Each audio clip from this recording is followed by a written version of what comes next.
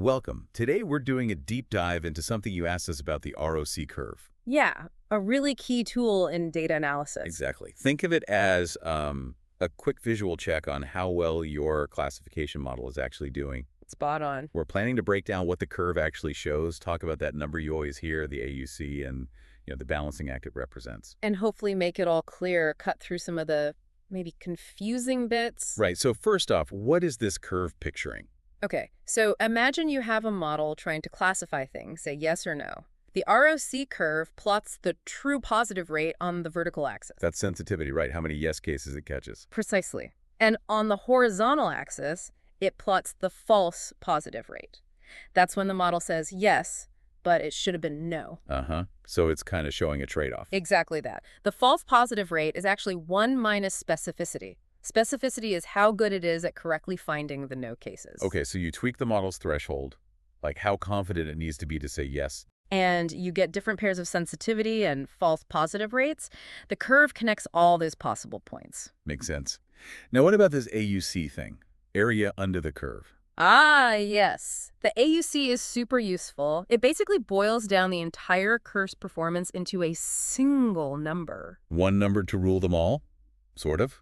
Kind of. It tells you the overall ability of the model to distinguish between the yes and no classes. And the scale goes from? Well, 0.5 to 1, typically. An AUC of 1 means it's a perfect classifier. It separates everything correctly. Perfect separation. Wow. And 0.5? That's no better than random guessing, like flipping a coin.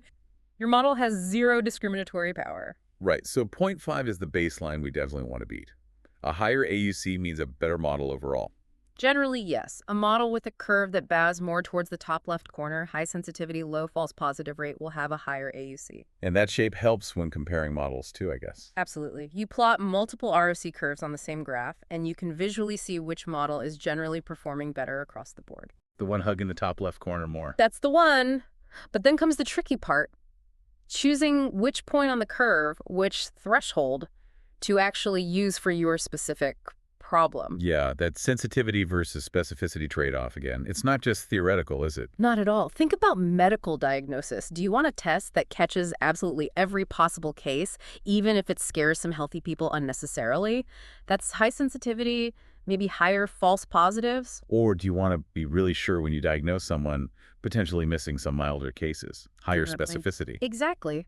The ROC curve lays out those choices for you. It depends entirely on the context, what kind of errors are more costly or problematic. Is there a way to, mathematically find a good balance point? Well, one common method is the Uden index. You calculate J equals sensitivity plus specificity minus 1.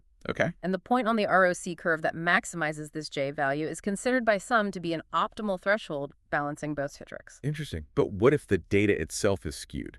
Like way more no examples than yes examples. Yeah. Class imbalance. Good point. Class imbalance can be a bit tricky for ROC curves. Also.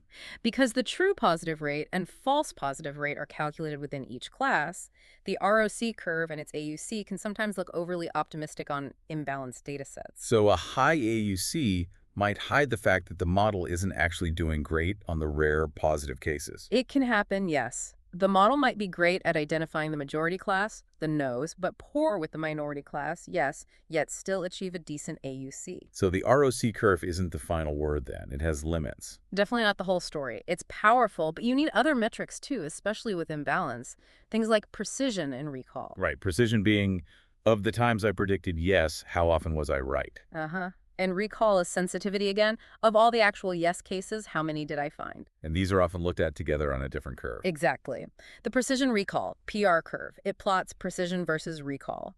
For imbalanced data sets, the PR curve often gives a much clearer picture of performance, especially regarding the minority class, than the ROC curve does. So it focuses more on the positive predictions and the actual positive cases. Precisely. It doesn't factor in the true negatives in the same way the ROC curve does, making it less sensitive to large numbers of true negatives in imbalanced situations. Okay, that makes a lot of sense. So wrapping up, hopefully this has shed some light on the ROC curve, the AUC, and that constant balancing act. Yeah, understanding what it shows, what AUC means, and crucially, its limitations when you might need to look at a PR curve instead. That's key. It's a fundamental tool, but like any tool, you need to know how and when to use it properly. Couldn't agree more. It's about picking the right evaluation for the right job. So thinking beyond ROC and PR curves, what other ways of digging into model performance really make you pause and think about what good actually means?